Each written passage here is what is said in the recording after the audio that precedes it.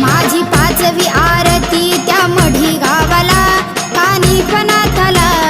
हत्तीच्या कानात जन्मनाथाचा झाला जय देव श्री नवनाथा आरती ओवाळू मनोभावे ओवाळू श्री नवनाथा जय देव माझी सहावी आरती हरंगुळ गावाला भरतरीनाथाला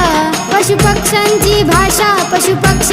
भाषा आहे अवगत याला